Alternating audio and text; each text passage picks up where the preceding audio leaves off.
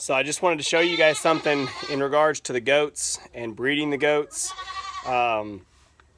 This is something that we've kind of overlooked, and a lot of people may overlook it, and so I want to show it to you and explain it to you so that you don't make our same mistake.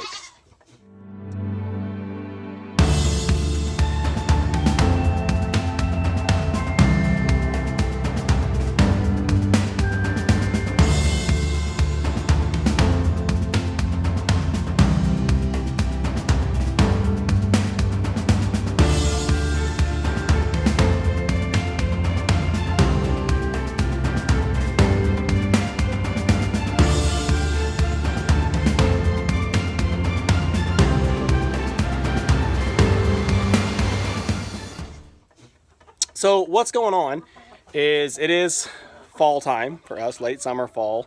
I guess it's middle of November, it's basically fall. And so we are in rut and we're breeding the goats. We have been breeding them for several months and we're actually just about done. I think we've just about paired them all up. But when we aren't breeding, our bucks share the same pen, okay? And you know, they're not in rut, they sit there and push each other around a little bit, but they're not fighting constantly. They're totally fine to be in the same pen together. When we do breed, of course, we have to split them up because we have to put them with their designated does. And when that happens, they go nuts. They get so jealous of the other one, they start trying to fight with each other through the fence. And that is the problem that we're having. I want to show you this fence. So normally the bucks are over here in this pen where Jack is at now. Normally they're both in there. But now we've split them up so that Prince is in here with Buttercup, the eternal doe that thinks she's a buck. Anyway, this is the fence between the two of them. And we kind of noticed that it was starting to get torn up, and then one day Prince was in with Jack, and he's not supposed to be. So they literally beat this fence. You can see how that panel is all bent out and caved in. That is from Prince just non-stop headbutting that fence, trying to fight with Jack. Not because they're really angry with each other, but because they're both posturing, you know, to say one's got a doe and the other one doesn't. So they're trying to, you know, bow up and see who's stronger. Looks to me like it's Prince because the damage is all done into Jack's pen. Well, he finally bashed it enough that he was able to slip through, which this panel was, you can see the ends were cut off here. Wherever my hand's at, right here. The end of the panel was cut off and we had it nailed to this post. And it just literally, he just drove the panel out of the nails. So that was, you know, a mistake too on our part. But again, when we put it together, they weren't in rut, and so they didn't care. They didn't test this fence at all. But when they started rutting, man, they tore the dog crap out of it. So as an emergency, I had this other panel, and I just found this little short piece. I threw it in there. That's pretty well calmed them down. But also you can see this additional T-post that we put in. It's leaned over. They've been ramming that T-post. Well, then just this morning I noticed this huge hole in this 2x4 mesh.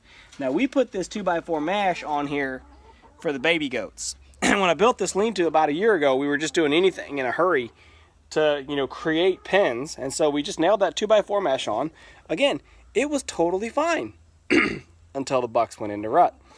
Now Jack has beat this hole in the fence, and it's big enough that this morning I saw him just about come through it. He had one of his front shoulders through it, and he was going after a buck or after a doe that was in heat. So it wasn't even trying to fight with Prince, it was just him trying to get to those does.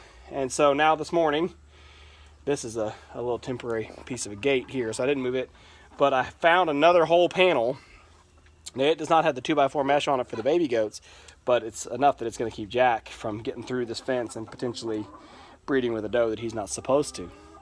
So the important thing there is, you know, just don't build your fences just enough to get by for the moment. Build them knowing what the long-term plan is. Now the other thing is, because again, you can see a buck ram that fence once or twice and think, oh, it's fine, it's strong. But he's going to ram that fence 24/7. He's not going to stop. And eventually it's going to give up. So, you know, if there's ever, and this is the lesson here, the second lesson, if there is a situation in which you are going to have bucks in rut sharing a common fence, that fence probably needs to be a concrete wall. Okay? So what we are working on is another extension of the pen, and I'll have more videos about that. We're basically going to build a second lean-to where I'm standing now. You see the first lean-to behind us? This gate is going to become into an alleyway. We're going to extend the alleyway straight out through me here and out basically into this other pen, just as far as we can, pretty much. We've already started buying some of the lumber, sawing some of the lumber, whatever. That's for a different video.